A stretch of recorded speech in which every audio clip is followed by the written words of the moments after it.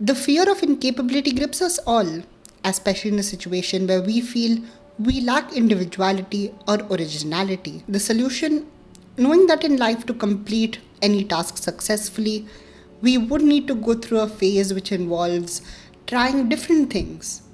Some things which do not necessarily work, and some things which work. Join me as I share some snippets from a conversation and learnings from a book that make up the two legs of my idea generation factory. Hey friends, welcome back to the channel.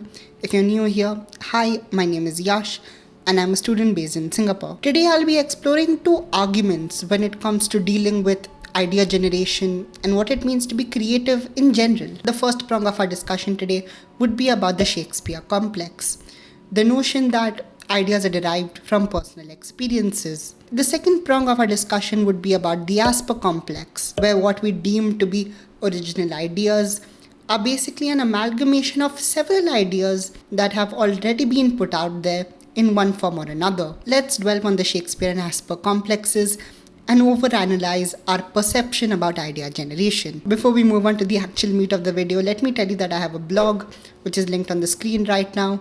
It would be in the pinned comment, in the description, basically everywhere. The fundamentals of what I call the Shakespeare complex start from a basic question: what makes a good artist? Though there are many ways to approach answering this question, the most general ones would be either skill or gurus or both. But how does this relate to creativity? Well, it is related to our perception of how creative ideas or ideas in general are born. I would personally say it's the creator's past experiences that define the ideas he comes up with. As Shakespeare put it, all men and women are merely players. They have their exits and entrances, and one man in his time plays many roles. These said roles are defined by encounters, and encounters defined by experiences. If you think about it, the context to any playwright, art, or creative work in general is the backstory. It's the creator's experience. Returning to the original question at hand, what makes a good artist? The simple answer is there is no bad artist. As a species, we have evolved to see our lives like trunks on a ladder, and we are so prone to rank things. Who is the best artist? Who is the best YouTuber? Etc. etc. If you think about it, art or any creative work is an expression of emotions, and in my opinion, emotions cannot be defined on a particular scale. In short, the Shakespeare complex aims to define two things. Number one, there is no good or bad artist. And number two, that artists need both a medium and relevant experiences in order to pursue their form of creativity. The first point is something I completely agree with. It's completely justified. However, it is the second one, or rather specifically the definition of original experiences, that serve as a point of contention. Now, why is the definition of original experiences a point of contention for many? Well, that can be explained in part by the Asper complex. The Asper complex is something I derived from Austin Kleon's really beautiful book, Steal Like an Artist. The central premise of the book is there are no original ideas. What we deem to be original ideas are basically an amalgamation of several ideas that already exist, but hopefully they are distributed with the artist's spin to it. There's a rather poignant quote in the book, and it goes something like this: if you copy from someone, everyone will call you the next whoever. But if you copy from many, everyone will tell you how original you are. Think about it. Everything under the sun is already under the sun. We simply don't know it exists or are too lazy to find it. In a really meta way, Kleon also refers to the same as you like it quote. All men and women merely players, have their entrances and exits, and one man in his time plays many parts.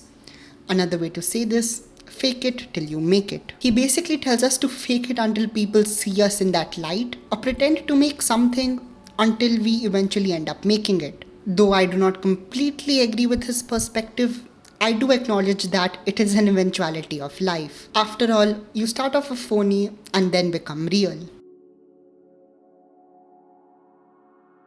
Taking a step back and kind of reflecting on the entire idea factory thing, it is highly dependent on context. Whether you choose to go down the Asper lane or the Shakespeare lane, it's highly representative of the situation you find yourselves in. When it comes to my blog or YouTube channel, in some ways, I do embrace the Asper complex. If I don't steal ideas or several ideas, how am I expected to make a video at all? But when it comes to writing poetry or stories, I do embrace the Shakespeare complex. Number one, because I write from personal history to chronicle the experiences I have had.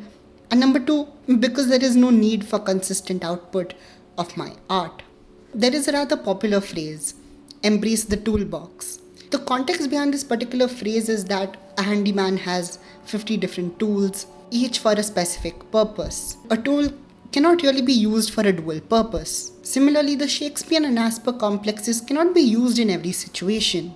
Depending on the need and requirement of the artist, creativity must choose between the Asper lane or the Shakespeare lane. However, the ultimate truth is, regardless of what you create, you would still be termed creative, and whatever you produce would still be considered art. From everything I have tried to convey through the Shakespeare and Asper complexes, I ask myself, how am I transformed from this thought process? What I think is transformative is the manner in which the Shakespeare and Asper complexes serve to change a mental narrative that we have against copying ideas. In the end, it does not really matter as long as you give your own spin to it and are proud of what you produce. To end, do consider subscribing to this channel. I'll link my blog in the end screen, and I'll hopefully see you in the next video.